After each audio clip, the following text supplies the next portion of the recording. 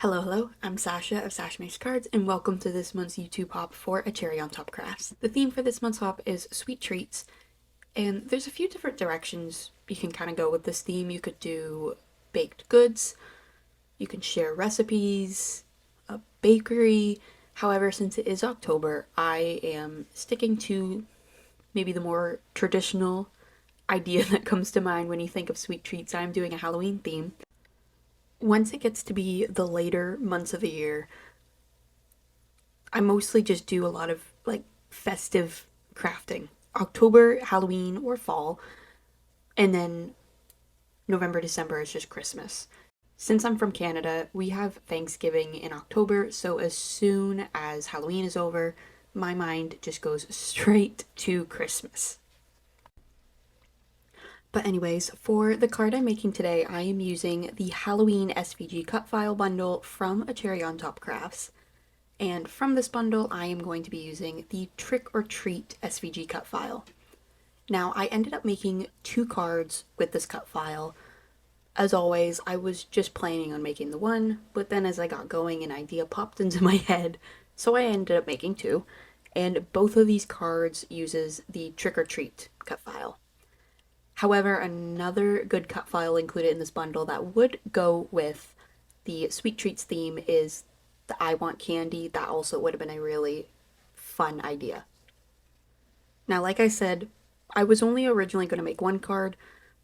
Whenever I end up making 2 cards, and this was the case with last month's hop as well, I only ever go in thinking I'm going to make 1, and then I start making the card, and I realize, wait, there's actually some other ideas that I want to try out, or just another background idea I have, as was the case with this card, so I just decide to make 2. Both cards that I made for the hop today are very similar. Same layout, they use the same colors, just the way you make the backgrounds are a little different, and I thought it'd be kind of fun to share, because then you can you have 2 Halloween-y themed background card ideas that are really easy to make. The first card I made is just with some simple ink smushing. Now both of these cards uses the same trio of Distress Oxide inks. I'm using Black Soot, Spiced Marmalade, and Villainous Potion, a black, orange, and purple. The first card is just ink smushing. I just smushed the ink onto the grip media mat that I had on my work surface, sprayed it with some water, and then smushed around the cardstock to make a pretty easy background. The cardstock I used for this wasn't just the size of an A2 card, it was double the A2 card. I can't remember the exact measurement, but once I cut it in half, then it gave me 2 backgrounds, so if you want to make 2 cards that way, then that would be a good way of doing it as well. In between layers, I did use a heat gun to dry the ink on the cardstock, because if you just keep layering the ink when it's wet, it won't have nice distinct colors. It will all kind of blend together and get all muddied. So drying the cardstock in between, you can layer up your colors and have more distinct colors. Then you'll actually be able to tell that there are 3 colors on the card rather than just maybe 1, maybe 3, I don't know, that are all kind of mixed together. Something else I do want to say about the cardstock I used for ink smushing, I really don't think it's a good cardstock for ink smushing. I just use the regular cardstock. I believe it's a 100-pound cardstock, 110-pound cardstock that I use when I'm making card bases. It warps a lot. I'm sure there's a better cardstock that you can use, but it's the only cardstock I've ever used when it comes to mixed media, ink smushing type card making, and it works alright. You can flatten it out and it seems to be fine. So it works for me. The second card, I won't lie, is definitely my favorite of the 2 because I just love how vibrant the colors are on this card compared to the ink smushing, but both were very fun to make. Now this one is just some simple ink blending. I started with Black Soot and just ink blended some of that around the corners, then added the Villainous Potion and Spiced Marmalade. At first, it's very much just circles of color that are unblended. It looks kind of bad, But then as you work on blending it together, adding some more colors in, it all works out in the end.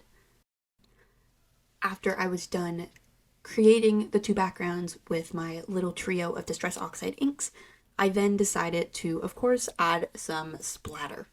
Now I just used a white bleed-proof paint, ink, whatever you would call it, watered it down and splattered it with a fan brush.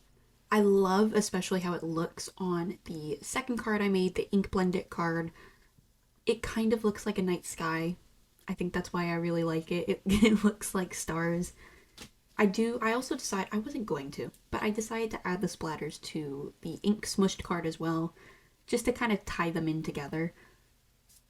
It's nice, but I love the way it looks on the other card. I feel like maybe I would have gone with black splatters. I don't know, actually looking at it, I do like it. But I love the way it looks on the ink blended card because it just reminds me of a Halloweeny starry night sky. Now to cut the Trick or Treat SVG cut file, I used my Cricut cutting machine and the same white cardstock that I used for the ink smushing, which I don't think is proper. I use that white cardstock for everything, and it seems to work okay.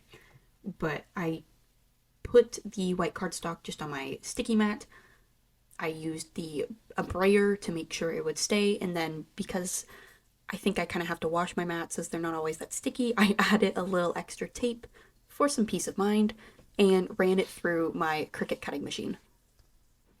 Once they were cut out and they were glued on to the card backgrounds that I made, I wanted to really make sure it fit the Sweet Treats theme, so I die cut a few pieces of candy from the die set I actually used to make my cards from last month's hop, which is the Festive Pinata die set from Lawn Fawn, and added 3 little pieces of candy to each card, kind of surrounding the trick or treat sentiment.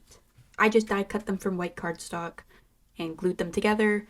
I didn't show me gluing them together because it's kind of repetitive. I was just gluing together the same 3 pieces, but it's the outline glued on to the main candy image and then just glued on to the card itself.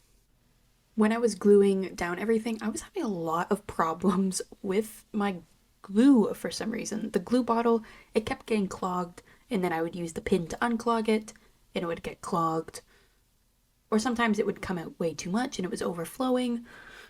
I don't know what's wrong with it. So gluing everything down took me a bit longer than it should, but I cut it down so you didn't have to watch me struggle with the glue. But anyways, those are the cards for this month's hop.